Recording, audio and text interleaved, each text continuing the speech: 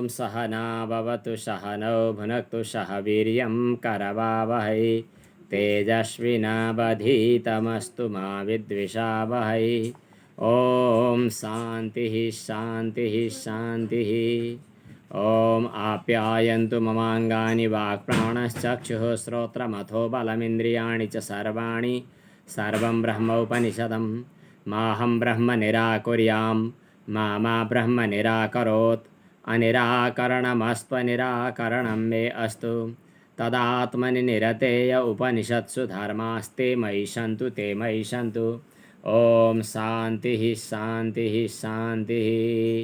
ॐ भद्रं कर्णेभिः शृणुयाम देवा भद्रं पश्येमाक्षभिर्यजत्राः स्थिरैरङ्गैस्तुष्टुवांसस्तनूभिर्व्यसेम देवहितं जदायुः।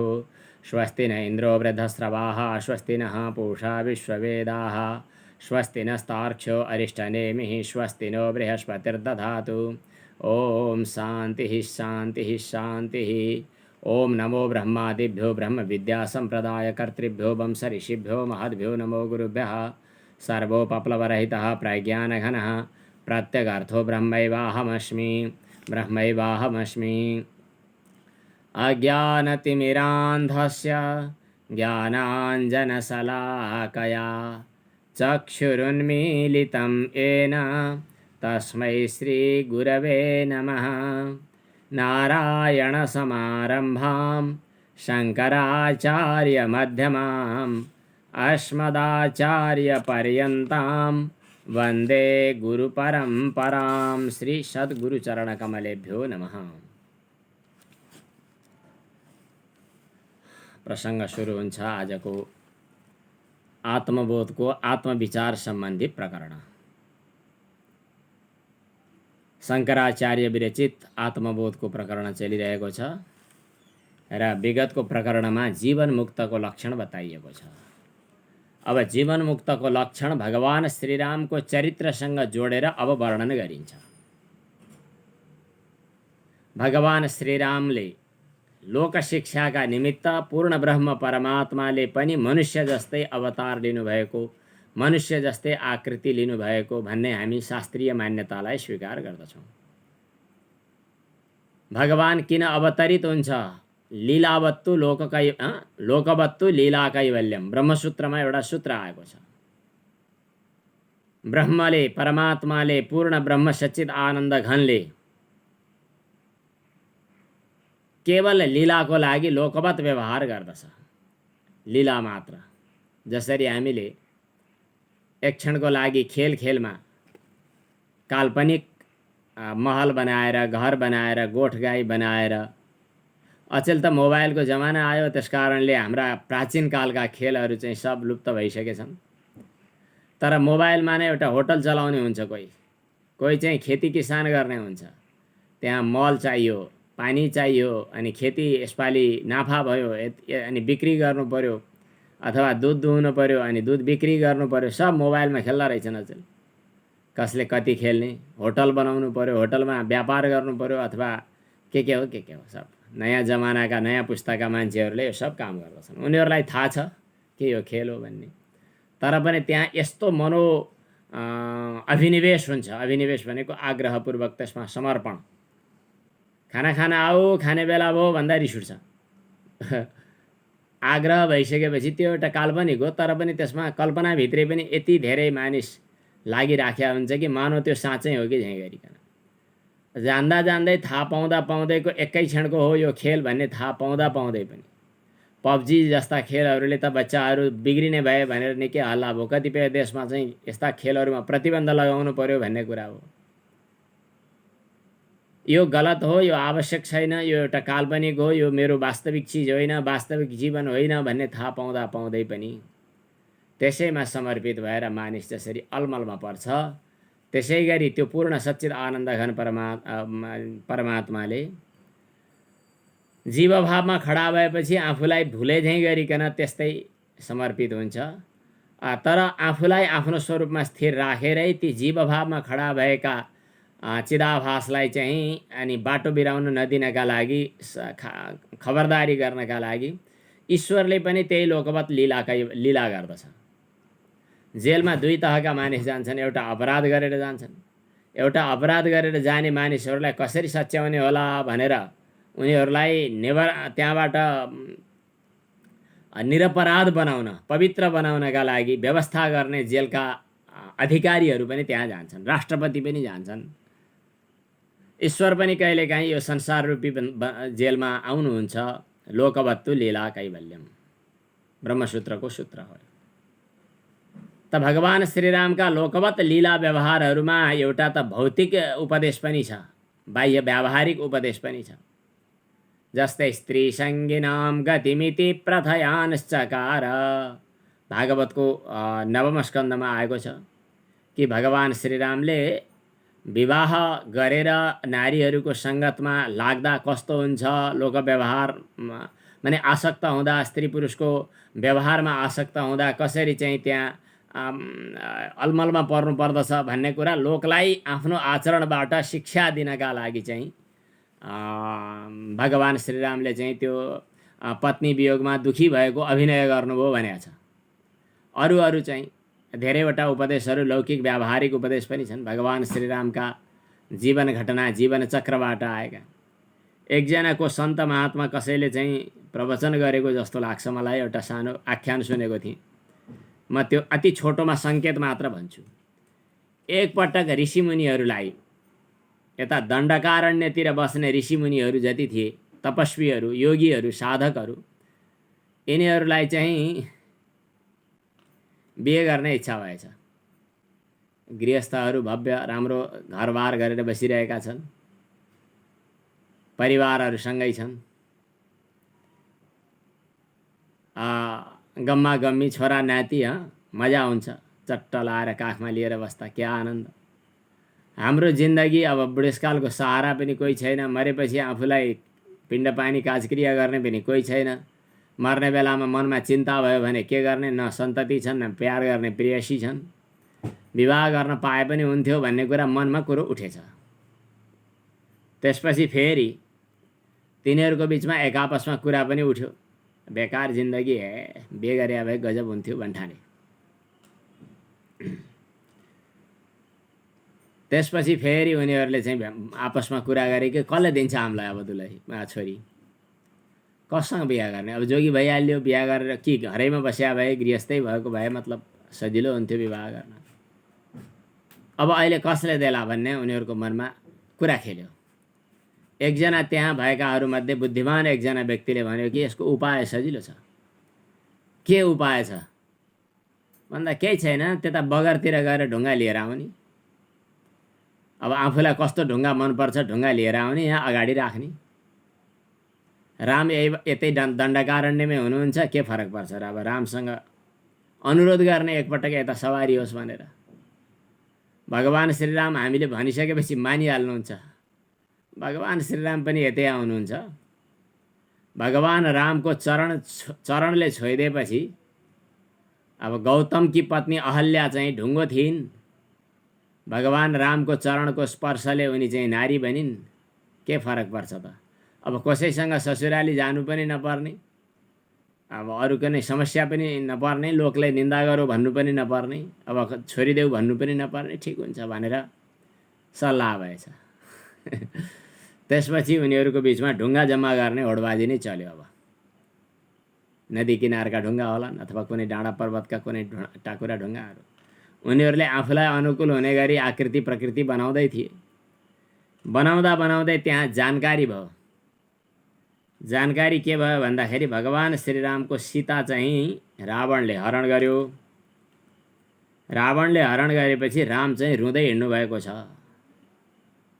जुन रामको चरणको स्पर्शले हामी शिलालाई पत्नी बनाउला भन्ने आशा गरिरहेका थियौँ, अनि एउटीले नभएर धेरैवटा ढुङ्गा पनि जम्मा गर्ने होडबाजी चलिरहेको थियो। बेलामा धन्नैले आज काम लाग्यो। यो कुरा थाहा पाइयो कि राम स्वयं त एउटी पत्नी साथमा हुँदा त उनको वियोगमा रुँदै कराउँदै हिँड्नु परिरहेको छ। स्वयं रामले त रुँदै हिँड्नु भएको छ भने अब यो सङ्कल्प हामीले नगरौँ। जसको भरोसामा हामी पत्नी कमाउन खोज्दै थियौँ उनै रामको त भरोसा छैन भने रुँदै हिँड्नु परेको छ भने हामीले अब पत्नीको चाहना गर्ने सङ्कल्प छोडिदिउँ भने योगीहरूले भगवान् श्रीरामले मुसु मुसु हाँसेर भन्नुभयो, कम्तीमा म रोएको पनि यिनीहरूलाई अलिकति काम लागेछ, ठिकै भयो भन्नुभयो भगवान् श्रीरामले। भगवान् श्रीराम रुनुहुन्छ लोकशिक्षाको लागि। भगवान् श्रीराम चाहिँ वनवास जानुहुन्छ लोकशिक्षाको लागि। भगवान् श्रीरामले वैराग्य धारण गर्नुहुन्छ लोकशिक्षाको लागि अनि लौकिक मर्यादाको लागि। पितामाताको सम्मान कसरी गर्ने, सत्य वचनमा कसरी निष्ठा राख्ने, आफ्नो व्यक्तिगत सुखभोग र सत्यलाई दुईतिर तुलना गर्यो भने सत्य कति महत्त्वपूर्ण अनि लौकिक सुखभोग कति तुच्छ भन्ने कुरा, दाजुभाइको सम्बन्ध अनि आमाको बिचको सम्बन्ध, पत्नीसँगको सम्बन्ध अनि जनताहरूलाई शासक भइसकेपछि कसरी हेर्ने, राजा भइसकेपछि एकपटक भन्नुभएको छ, छिन्द्याम स्वबाहुमपि वः प्रतिकूल वृत्तिम स्नेहम सौख्यम च मैत्रीम च यदि वा जानकीम अपि आराधनाय लोकस्य मुञ्चतो नास्ति मे व्यथा। वनवासमा गएको बेला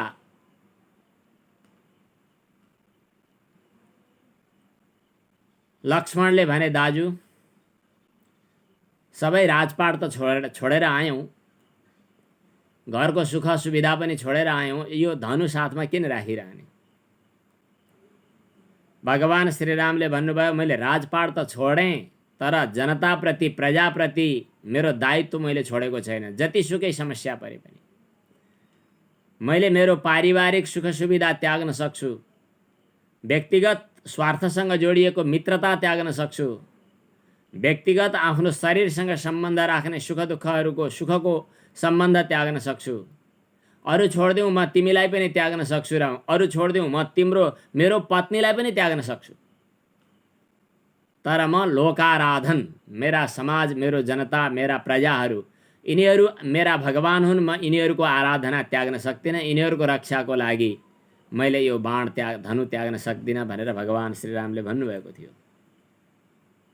अनि मातृभूमिको प्रेम, अचेल पैसा पायो भने बा आमा सब छोडेर विदेशतिर कुद्ने होडबाजी त चलेकै छ।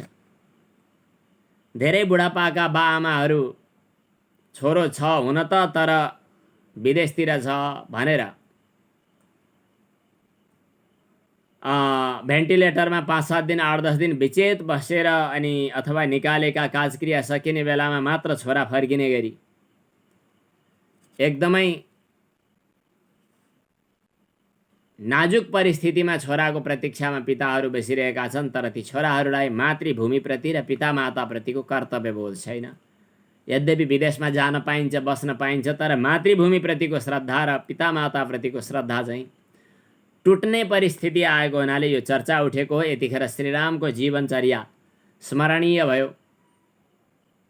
भगवान् श्रीरामले भन्नुभयो, अपि स्वर्णमयी लङ्का न मे लक्ष्मण रोचते, यो सुनौलो लङ्का मलाई रुच्दैन। जननी जन्मभूमिश्च स्वर्गादपि गरीयसी, मेरो आमा र मेरो मातृभूमि स्वर्गभन्दा पनि महती छ। भगवान् श्रीरामका यस्ता धेरै लौकिक उदाहरणका पक्षहरू पनि छन्। मैले यो पनिका लागि भनेको। पनि भन्नुको मतलब के हो भने अर्को पर्दा पछाडिको ठुलै सिङ्गै पाटो जो हामीले विचार गर्नुपर्ने हो, त्यो पाटो अर्कै छ।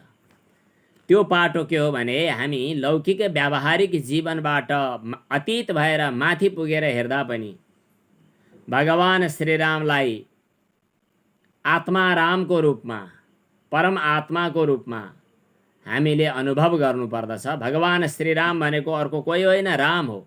राम भनेको आत्मा हो। आत्मा रामो विराजते। चैत्र महिनाको शुक्ल पक्षको नवमी तिथि आयो भने हामी रामनवमी पर्व मनाउँछौँ। किन मनाउने? अचेल रामको फोटो अगाडि राखेर हेप्पी बर्थडे टु यु भनेर लेख्छन् कतिपय मान्छेहरूले। एकजना राम नाम गरेको मान्छेको बर्थडे हो भने त्यो बर्थडे दुनियाँले किन मनाइरहनु? के खाँचो? यो अचेल फेसबुक भन्ने चिज कहिलेकाहीँ मैले पनि हेर्छु पनि, तर व्यक्तिगत रूपमा मानिसका के बर्थडे र समवेदना मात्रै पढ्नका लागि हामीले त्यो उपयोग गरिरहेका छौँ। तर प्राज्ञिक तहका मान्छेलाई लाग्छ कि बर्थडे ठिक छ, एकमुष्ट सबै जन्मिएका जतिलाई शुभकामना, तर छुट्टा छुट्टै शुभकामना भनेर बसिरहन मलाई फुर्सद छैन। त्यो परिस्थितिमा अब किन म त्यसमा अलमल गरिरहँ भनेर प्राज्ञिक तहका मान्छेहरूले त्यसमा त्यति धेरै ध्यान दिँदैनन्। उनीहरूको के जन्मेका सबैलाई शुभकामना, व्यक्ति पछि अब अहिले भन्नु के, तर पनि मान्छे व्यक्तिगत सम्बन्धलाई जोडेर मेरो बर्थडेमा कसले विश गरे, कसले शुभकामना दिए भनेर भन्ने चलन छ। ह्याप्पी बर्थडे कसले लेखे। तर जो अब यहाँ यस श्लोकमा छैन, जो यो संसारमा छैन, अथवा हामीले सामनेमा हलो हाय भनेर कुरा गर्न पाउँदैनौँ, त्यस्ता व्यक्तिको लागि ह्याप्पी बर्थडे भनिरहनु आवश्यक कहाँ छ र। अब दिवंगत भइसकेका मान्छेको त त्यो फेसबुक आइडी पनि त डिलिट गर्ने होला, रिमुभ गरिदिने होला।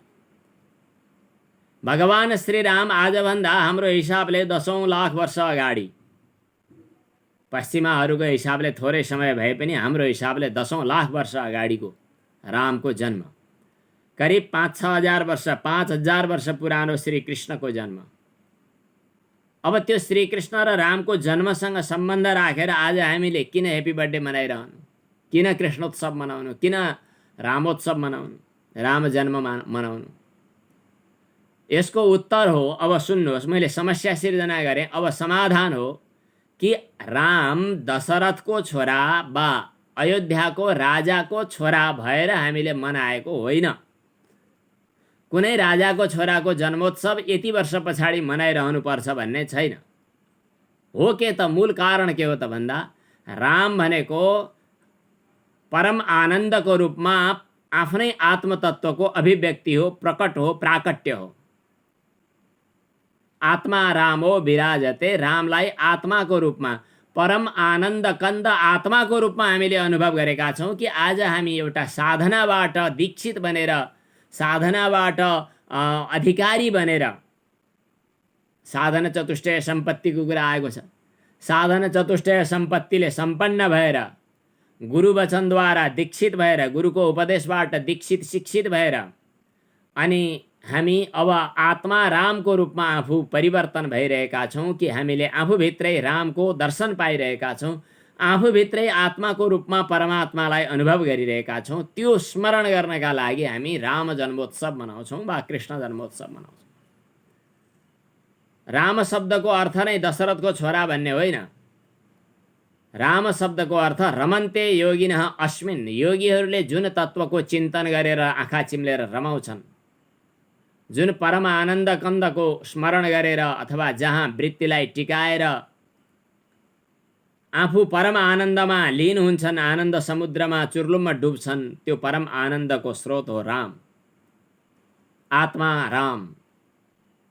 अब हामी आत्मालाई रामको रूपमा अनुभव गरेर अब रामको जीविकालाई हेर्दै जीवन मुक्तको लक्षणको चर्चा गर्दैछौँ। रामको कथा सुन्ने बेला सीतासँग बिहे गरेको, अनि सीतालाई त्यो के भन्छ रावणले, नेपालीमा गाउँलेहरूले रावण्य भन्थे, रावणले हरण गरेको, अनि हरण गरेर समुद्र पार लगेको, लङ्कामा पुर्याएको, अनि त्यसपछि चाहिँ त्यहाँ अगाडि अगाडि हनुमानले गएर खबर लिएर आएको, पछि पछि राम पनि गएर अनि लडाइँ गरेर ती दुष्टहरूलाई मारेको, अनि त्यहाँबाट सीतालाई लिएर फर्केर आएको र अनि राम सीता भएर अयोध्याको राजा बनेर विराजते, सुशोभित भएको भन्ने कथा जो सुनेका छौँ। अब यो कथालाई आज यसरी पढ्ने। श्लोक पढौँ अब। तीर्त्वा मोहार्णवं हत्वा,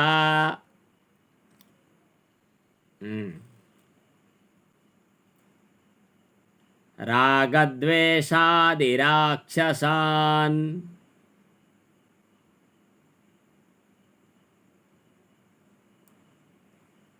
शान्तिशीता योगी शान्ति समायुक्तो,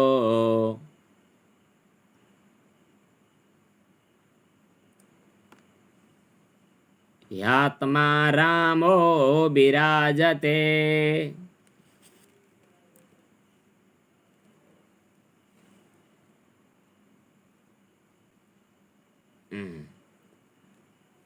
तीर्त्वा मोहार्णवं हत्वा,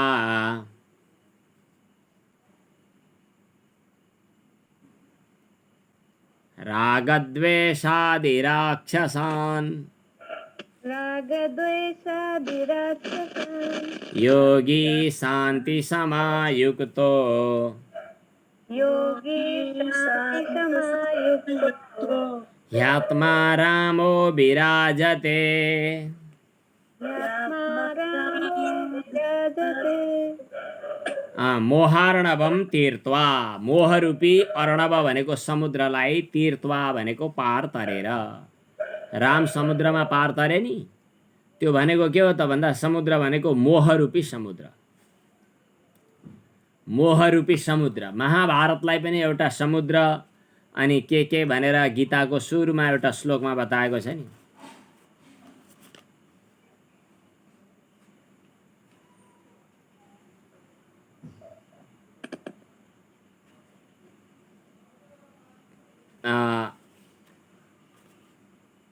गीताको अगाडिपट्टिको श्लोकमा भीष्मद्रोण तटा जयद्रथ जला गान्धार नीलोत्पला, एउटा समुद्र पार तरे पाण्डवहरूले। कुन समुद्र त भन्दा जुन समुद्रमा भीष्म द्रोण जस्ता किनाराहरू छन्, जयद्रथ नाम गरेको पानी छ, त्यहाँ गान्धारको नीलो कमल छ, शल्य नाम गरेको ती महाभारतका पात्रहरू गोही छ, अनि कृपतेही बहनी छन्, कर्णेन बेलाकुला, कर्ण कृपरूपी प्रवाह छ, कर्णरूपी लहरीहरूले त्यो आकुल व्याकुल भएको समुद्र हो। अश्वत्थामा विकर्ण जस्ता घोर डरलाग्दा के अरे मगरमच्छहरू पनि छन्, दुर्योधन रूपी भुमरी छ। यस्तो महाभारतको युद्धरूपी नदीलाई पाण्डवहरूले सजिलै तरे। त्यहाँ भगवान कृष्ण रूपी माझी साथमा, कैवर्तक अथवा डुङ्गा तार्ने माझी साथमा भएको हुनाले भनेर हरेक कुराकानीहरूलाई चाहिँ एउटा समुद्रको रूपमा अथवा प्रकृतिको रूपमा अरू कुनै रूपान्तर गरेर उपमा दिएर दृष्टान्त दिएर सिकाउने प्रचलन छ। हामी रामकथालाई आधार मानेर, रामकथालाई दृष्टान्त मानेर हामी आत्मसाधनाको कुरा गर्दैछौँ। योगी आत्मारामः योगी, आत्मारामः योगी भनेको आफैमा रमाउनेवाला योगी। जो हामीले हिजो जीवन मुक्तको कुरा गरिरहेका थियौँ, जीवन मुक्त आत्माराम हुन्छ, उसलाई रमाउनका लागि अरू वस्तुको साधनको अपेक्षा रहँदैन। प्राय बच्चाहरू खेल्नका लागि, रमाउनका लागि खेलौनाको आवश्यकता पर्दछ। त्यस्तै बहिर्मुख वृत्ति भएका व्यक्तिहरू रमाउनका लागि बाहिरी पदार्थको आवश्यकता पर्दछ। जो आफूमा रमाउन सिकेको छ उसलाई बाहिरी पदार्थको अपेक्षा रहँदैन रमाउनका लागि, त्यसलाई भनिन्छन् आत्माराम। भागवतको महात्म्यमा पनि एउटा आत्मारामको कथा आउँछ क्यारे।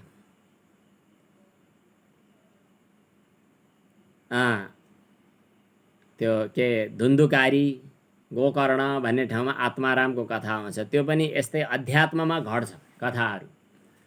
हाम्रा यी रामचन्द्रका चरित्रहरू, कृष्णका चरित्रहरू अध्यात्ममा घट्छन्।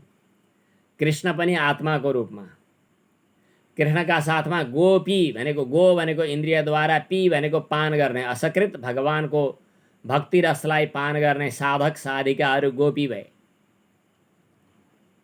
अनि मनका वृत्तिहरू चाहिँ ती के 16,000 भनेका छन् उपासनाका मन्त्रहरू भए। वेदमा कति हजार मन्त्रहरू छन् उपासनाका? 16,000। यिनीहरू भगवानमा समर्पित छन्। सर्वेव आत्मनि समर्पिताः वेदको मन्त्रमा आएको छ। यसरी कृष्ण जन्ममा, कृष्णको जन्म पछाडि पूतना आयो, पूतनाले दुःख दियो, पूतना भनेको अविद्या हो भन्ने कुरा आएको छ। अविद्या पूतना प्रोक्ता गन्धमात्रावशेषिता। अनि त्यहाँनेरि तृणावर्त नाम गरेको असुर आयो। त्यो चाहिँ के भन्छ त्यसलाई, काम, जसले चाहिँ भ्रामरी भुमरी बनेर एक कहाँबाट कहाँ पुर्याइदिन्छ। अघासुर नाम गरेको दानव छ। अघ भनेको पाप, प्रारब्ध। यी सबै भगवानको सामु, भगवानका भक्तको सामु टिक्दैनन् भन्ने कुरा कृष्णका ती बाललीलाहरूले सङ्केत गरे। कंस जस्ता दुष्टहरू, अहङ्कारहरू, अनि चाहिँ त्यो जरासन्ध जस्तो अध्यास आत्मबोध रूपी श्रीकृष्णको प्राकट्यबाट समाप्त हुन्छन् भन्ने कुरा कृष्ण जन्ममा पनि सङ्केत हुन्छ भने यहाँ रामको रूपमा आत्मतत्व साक्षात्कार गर्ने आत्मा राम व्यक्तिलाई अगाडि राखेर आत्मा राम भनेको आत्मामा नै रमाउनेवाला आत्मा राम योगी व्यक्ति मोहार्णवम तीर्त्वा मोहरूपी समुद्रलाई तरेर, एउटा समुद्र छ खतरनाक जिन्दगीमा, त्यो मोह भनेको के हो? हितेषु अहित बुद्धि अहितेषु हित बुद्धिर मोह। यो ठिक यो बेठिक भनेर ठहर्याउन नसक्ने, झुक्किने अल्मलिनेलाई मोह भन्छन्। अलि विवेक गर्न नसक्ने, दिमाग कमजोर भएका मानिसहरू अथवा सोच्न नसक्ने मानिसहरू के गर्दा ठिक हुन्छ के गर्दा बेठिक हुन्छ थाहा पाउँदैनन्। जस्तै सुख प्राप्त गर्नका लागि यी दुर्व्यसनहरू सेवन गर्नुहुन्न भन्यो, तर पनि दुर्व्यसनको लतमा फँसिसकेको मानिस मदिरा पिएर सुख हुन्छ भन्छ, वा चुरोट पिएर मस्ती हुन्छ भन्छ। बिहान उठेर स्नान गर्ने हो, योगाभ्यास गर्ने हो, सूर्य नमस्कार गर्ने हो, त्यो ठिक हो भन्ने कुरा उसलाई बेठिक लाग्छ।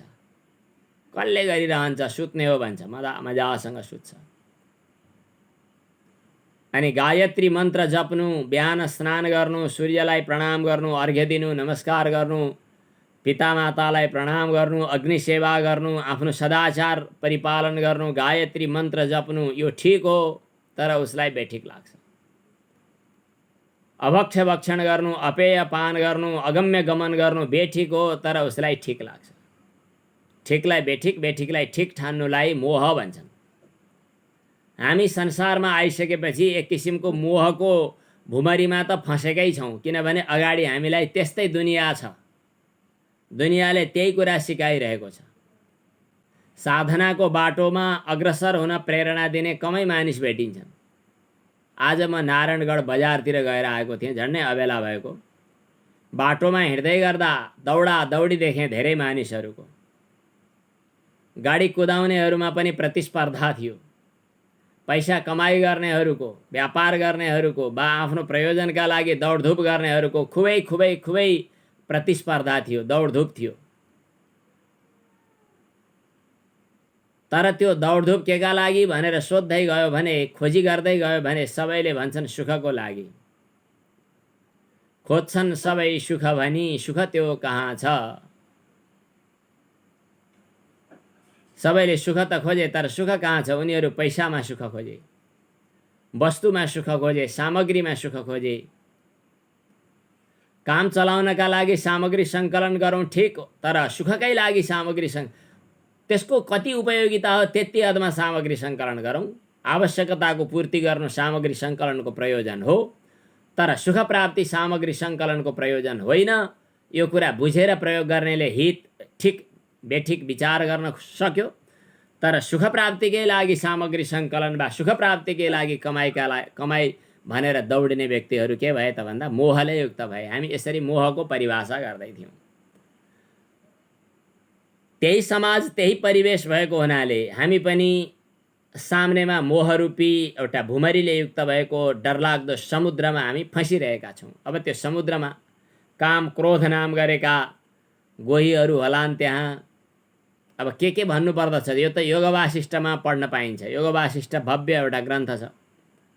कतै कतै घरिघरि हाम्रो सरस्वती पाण्डेजी चाहिँ वेदान्त दर्शन पढौँ भन्दै हुनुहुन्थ्यो, तर अब यो आत्मबोध सकिएपछि कतै योग वासिष्ठ पो सुरु गरौँ कि भन्ने मनमा कुरा आइराखेको छ। हजुरहरूका तर्फबाट खासै प्रतिक्रिया आएको छैन। एकजना साधकले गीता भन्नुभएको थियो, गीता गत वर्ष हामीले पढ्यौँ, त्यस कारणले गीता अहिले दोहोऱ्याउने त्यति आवश्यकता पर्दैन कि जस्तो लाग्दैछ। त धेरै प्रसङ्गहरू आएका छन् रामको वैराग्यको प्रसङ्गमा योग वासिष्ठमा, कि यो मोहरूपी समुद्र, यो समुद्रले बाटो छेकिरहेको छ, यसलाई पार तर्नु छ। अब को तर्छ त समुद्रबाट पार? साधारण व्यक्ति पार तर्न सक्दैन। जो आत्मा राम हो त्यो मात्रै समुद्र तर्छ। श्रीमती हरायो भनेर समुद्र तरेर पारी गएर त्यो पनि बाँदरलाई पुल बनाउन लगाएर पारी तरेर कसैले श्रीमती खोजेर आउँछ? खुट्टा भए जुत्ता कति कति भन्यो घरतिर बस्यो। त्यस्तो चाल छ आज। तर भगवान श्रीराम चाहिँ त्यति टाढा, कहाँ अयोध्या, कहाँको लङ्का, कहाँको यो भारतवर्षको भने यो भारत देशको चाहिँ यो पुरै दक्षिण एरिया पुरै पार गरेर त्यो डरलाग्दो समुद्र पनि पार तरेर कहाँ पुगेर भनेपछि के भयो त? मोहरूपी समुद्रलाई तर्नै पर्छ। किन तर्नी?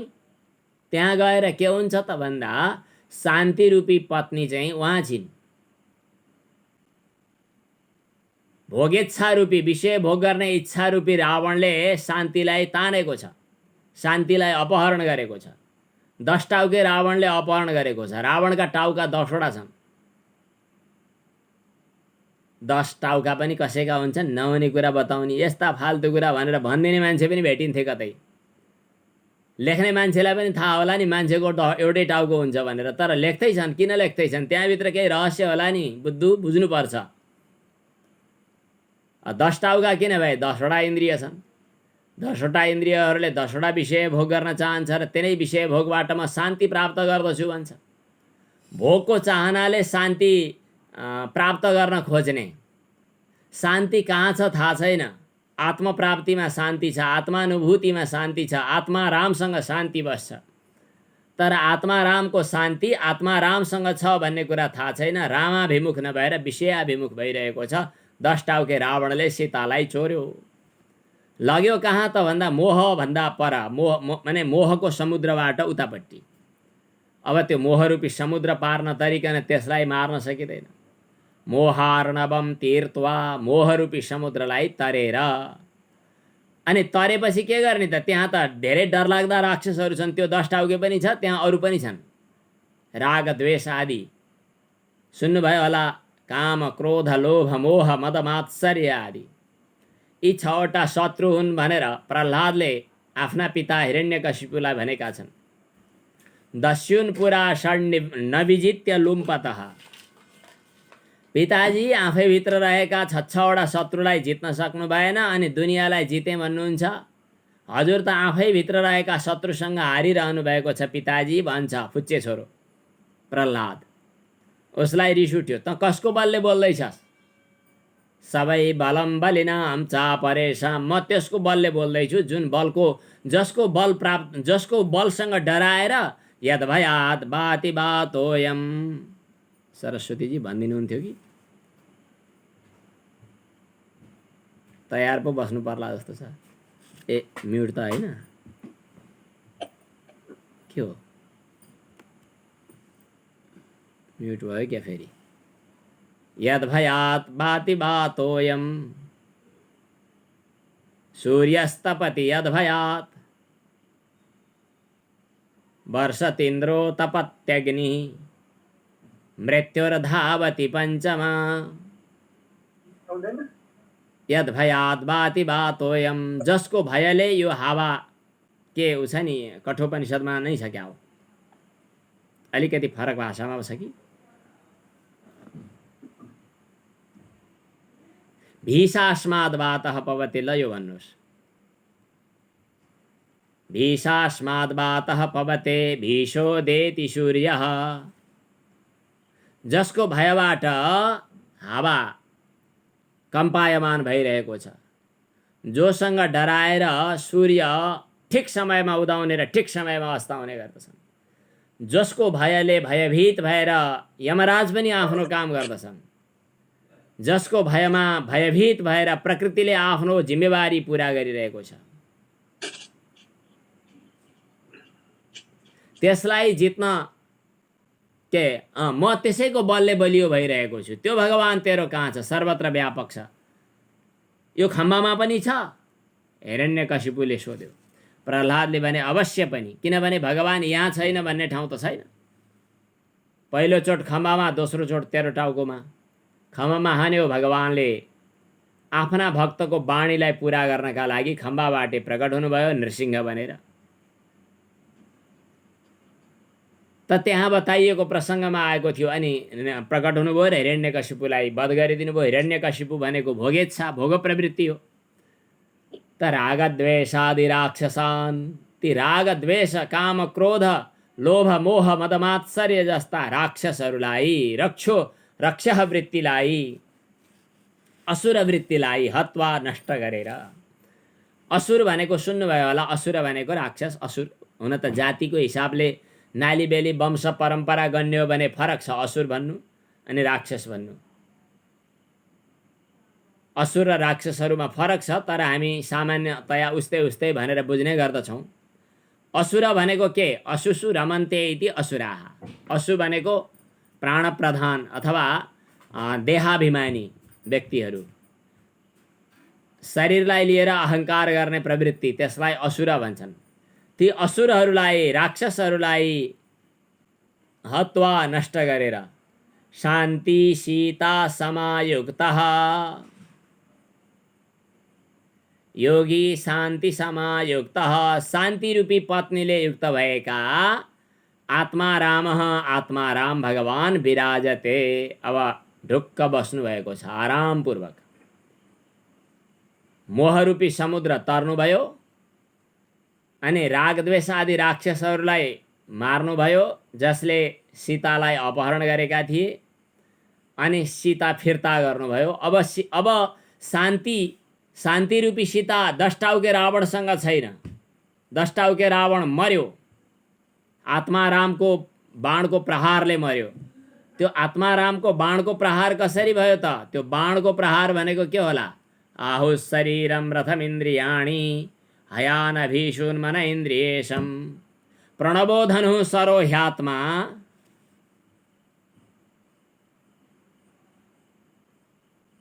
त्यसपछि के होला?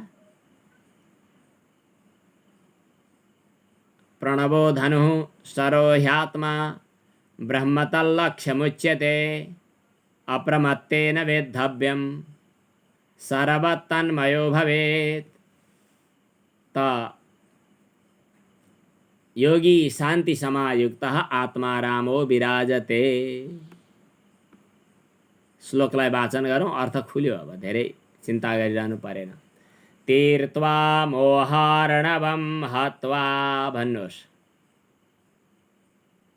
तीर्त्वा मोहार्णवं हत्वा रागद्वेषादि राक्षसान्,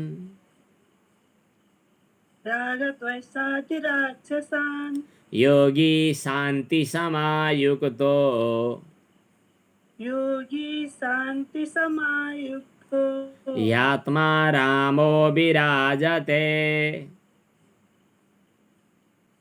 यात्मा रामो विराजते। अब यसपछि अर्को श्लोक। बाह्य नित्य सुखासक्तिम, बाह्य नित्य सुखासक्तिम, अलिकति छुटेछ। बाह्या नित्य सुखासक्तिम, बाह्या नित्य सुखासक्तिम हित्वात्म सुख निर्वृतः, हित्वात्म सुख निवृतः, हित्वात्म सुख निर्वृतः, हित्वात्म सुख निर्वृतः घटस्थ दीपवत् स्वच्छः,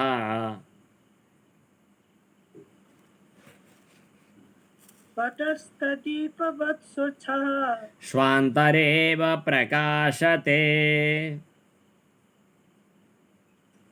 स्वान्तरेव प्रकाशते। अब अघिल्लो श्लोकमा चाहिँ मोहरूपी समुद्रलाई ज्ञान रूपी ढुङ्गाबाट पार तरेर मोक्षका शत्रु भएका रागद्वेष आदि शत्रुहरूलाई मारेर बाँकी नै नरहने गरी समाप्त गरेर शान्ति रूपी सीताले युक्त भएका आत्मा राम भनेको आत्मामा नै क्रीडा गर्ने, आत्मक्रीडः आत्मरतिः भनेर जो बतायो, यस्ता योगी विराजते भनेको विराजमान हुन्छन्। विराजमान हुनु भनेको के हो त? एउटा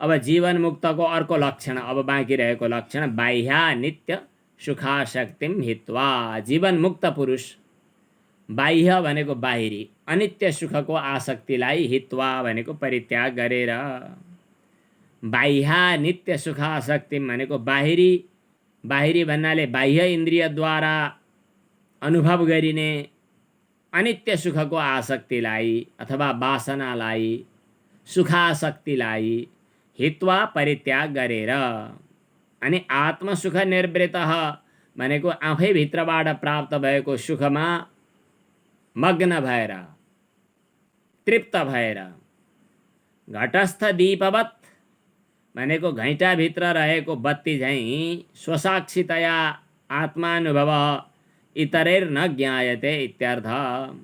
स्वच्छः भनेको स्वच्छ भएर, स्वान्तरेव भनेको आफैभित्र नै प्रकाशते, ऊ प्रकाशित हुन्छ। उसले के कस्तो सुखको अनुभव गर्यो भन्ने कुरा अर्कालाई वर्णन गर्न वा अर्काले अनुभव गर्न सक्दैनन्, ऊ आफै अनुभव गर्दछ। बाह्या नित्य सुखाशक्ति भनेको के भयो? बाहिरी, बाहिरी भन्नाले बहिरिन्द्रियद्वारा ग्रहण गरिने, बहिरिन्द्रियद्वारा ग्रहण गरिने सुखका अनुभूतिलाई। बाह्य इन्द्रिय भन्नाले हजुरहरूलाई थाहा भइहाल्यो होइन, चक्षु, स्पर्श, त्वक, श्रोत्र, रसना, घ्राण आदि बाहिरी इन्द्रियहरूले ग्रहण गरिने। बाहिरी इन्द्रियहरूले विषयलाई ग्रहण गर्दा हुने आनन्द, त्यो आनन्द कस्तो छ त भन्दा अनित्य आनन्द। हजुरलाई आनन्द चाहिएको छ, नारायणगढमा आज दौडिँदै गर्दा, टेलिभिजन हेर्दा काठमाडौँमा पनि दौडिएका मानिसहरू देखिन्छन्। अस्ति भर्खरकै घटना हो त्यो, अफगानिस्तानबाट मानिसहरू दौडा दौडी भुरुरुरुरु कमिलाहरू दौडे झैँ दौडिँदै थिए। जहाजको के भन्छ, विमानको चाहिँ चक्का समातेर पनि झुन्डिए भन्ने सुनिन्छ।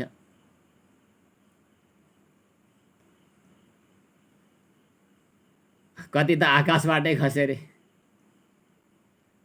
जे होला, किन दौडेका त्यो एयरपोर्टमा मानिसहरू भन्दा, ला मरिन्छ कि क्या हो, दुःख पाइन्छ कि क्या हो, सुख चाहियो, वहाँ गए सुख हुन्थ्यो कि क्या हो भनेर सुख प्राप्तिका लागि दौडिए। ती दौडिँदै गरेका मानिसलाई यद्यपि सोध्ने र उनीहरूले भन्ने फुर्सद थिएन, मौका थिएन, तर सोध्यो भने किन दौडेका भन्यो भने वहाँ जान, किन वहाँ जानु पर्यो सोध्दै गर्ने, सोधै गर्यो भने सुख प्राप्त गर्न भन्छन्। अब त्यसपछि बजारमै दौडिएका मानिसलाई सोध्यो भने किन सोध्यो भने खोज्दै खोज्दै जाँदा सुख प्राप्त गर्नका लागि।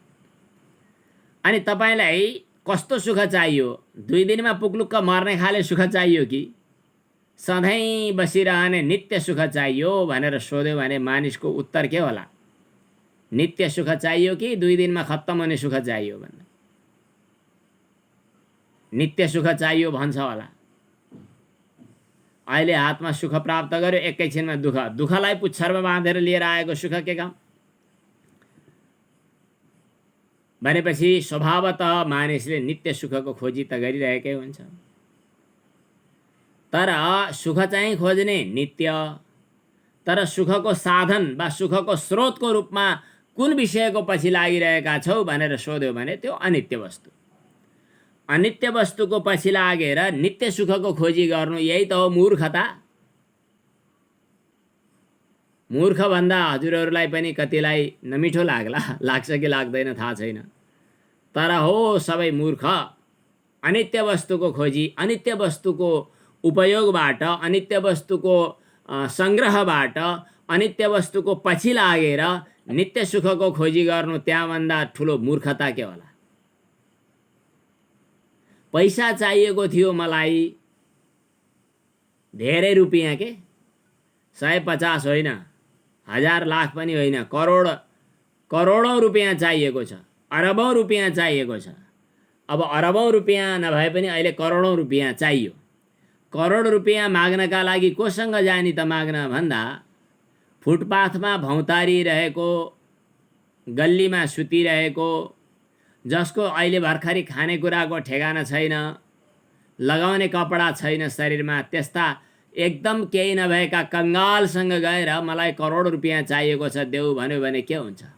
मूर्खता हुन्छ। उसले कहाँ पाएर दिन्छ? यही खान लागेको एक मुठी सातु छ, यसैको आधा दिएर हुन्छ भने दिन्छु, अरू तिमीलाई दिने मसँग केही छैन भन्देला उसले। हामीलाई जस्तो वस्तु चाहिएको छ त्यो वस्तु कहाँ कोसँग छ त्यो पत्तो लगाएर माग्न हिँड्नु, अनि बल्ल बुद्धिमानी हुन्छ। सुख चाहियो रे, अलि दिन मुसार्दा मुसार्दा बुढो हुने मान्छे, अलि दिन मुसार्दा मुसार्दा बुढी हुने मान्छे, काम नलाग्ने अनुहार घृणा लाग्दो हुने मान्छेको सङ्गतले सुख चाहिने, भर्खरै खर्च हुने भर्खरै समाप्त हुने पैसोबाट सुख प्राप्त गर्न खोज्ने, भर्खरै खाएपछि त्यो गनाउने चिज भएर शौचालयमा जाने वस्तुको उपयोगबाट निरतिशय आनन्दको अनुभव गर्न खोज्ने,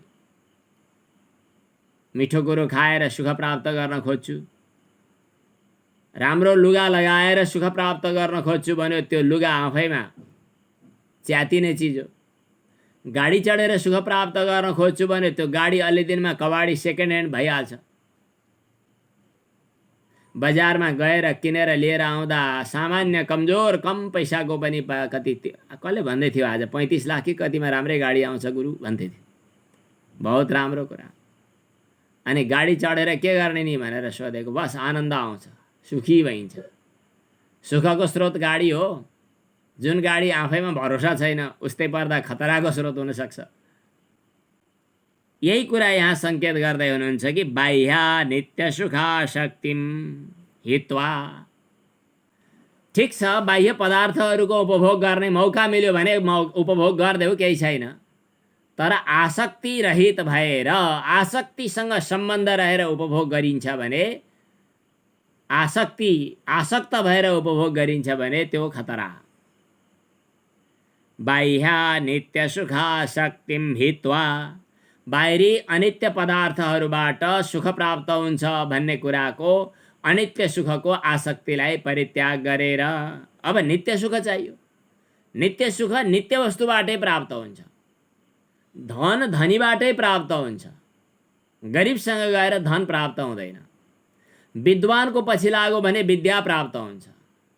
मलाई सङ्गीत सिकाउन आउँदैन, सङ्गीत गाउन पनि आउँदैन, अब मसँग सङ्गीत सिक्छु भनेर कोही आयो भने मैले कसरी सिकाउने होला?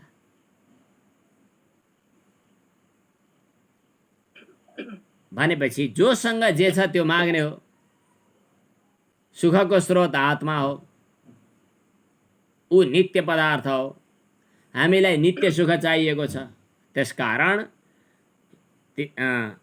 बाह्या नित्य सुखा शक्तिम हित्वा, बाहिरी अनित्य सुखको आसक्तिलाई परित्याग गरेर आत्मसुख निर्वृत, आफै भित्रको सुखबाट तृप्त हुँदै, निर्वृत भनेको पूर्ण हुँदै, आत्मसुखबाट सुखी भएर घटस्थ दीपवत स्वच्छ, स्वच्छ भएर। स्वच्छ भनेको के हो त भन्दा अविद्या र अविद्याका कार्यहरू, जो माया अनि मायाका कार्य अर्थात् त्रिगुणात्मक प्रपञ्च अनि त्यसको सम्बन्ध संसर्ग, यो अविद्याको कलुषपन हो। अविद्याको कलुषताबाट, अविद्याको कल्मशबाट मुक्त हुनु नै स्वच्छता हो। स्वच्छ भएर अनि घटस्थ दीपवत भनेको घटभित्र रहेको बत्ती चाहिँ, आफूभित्र रहेको आत्म प्रकाश, आफूभित्र रहेको ज्ञान प्रकाशको अनुभव चाहिँ अरूले गरेर हुँदैन। त्यसकारणले ऊ भित्रै प्रकाशित हुन्छ। परम आत्मतत्त्वलाई आफैभित्र अनुभव गर्दै गर्दा आत्मन्यात्मानम् आत्मस्थम यथाश्रुतम चिन्तयम्, आफूलाई आफूद्वारा आफैमा आफैले चिन्तन गर्ने भन्ने कुरा आएको छ शास्त्रमा।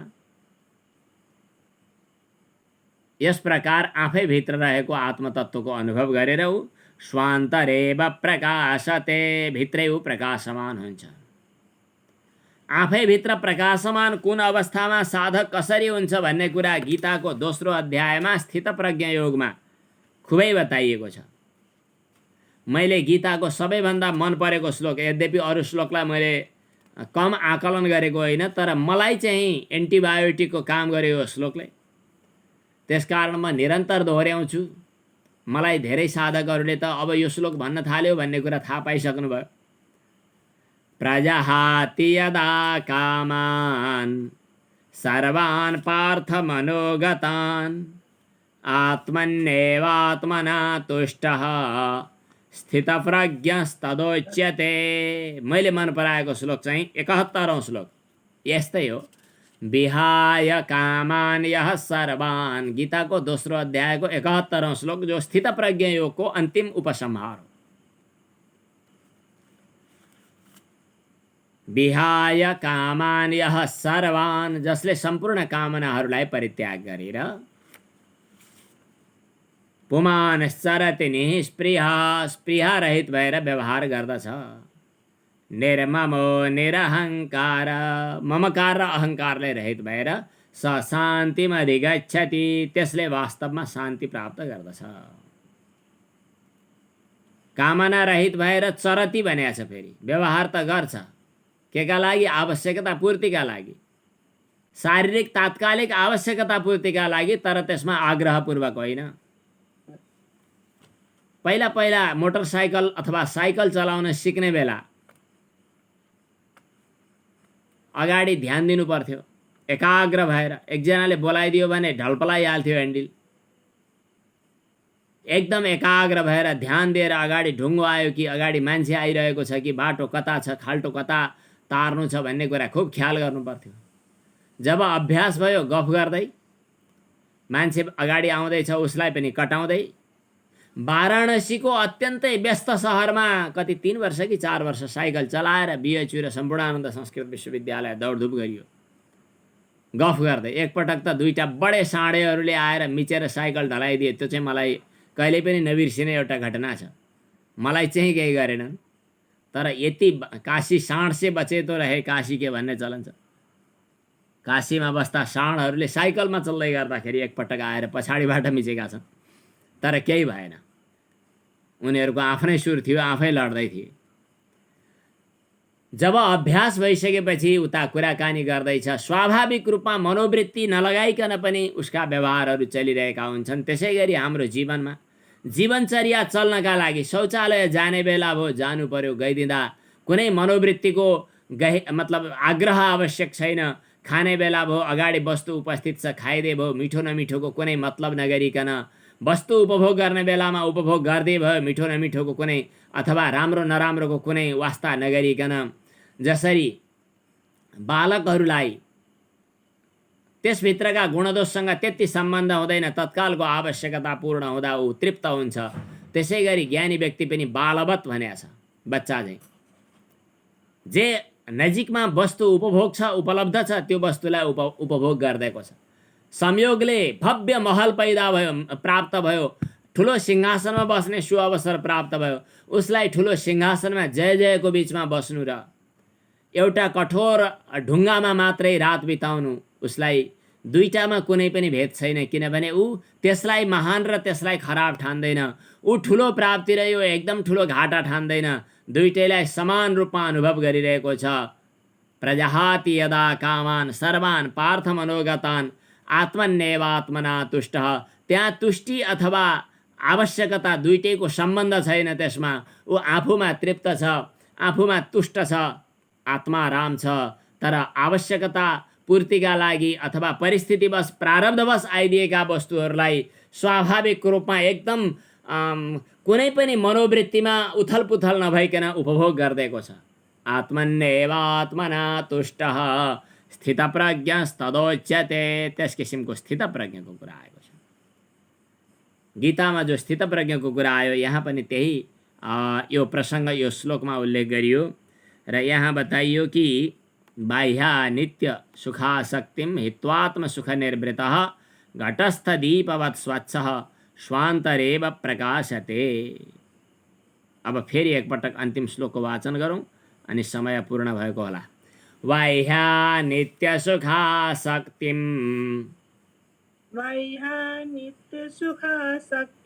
हित्वात्म सुख निर्वृतः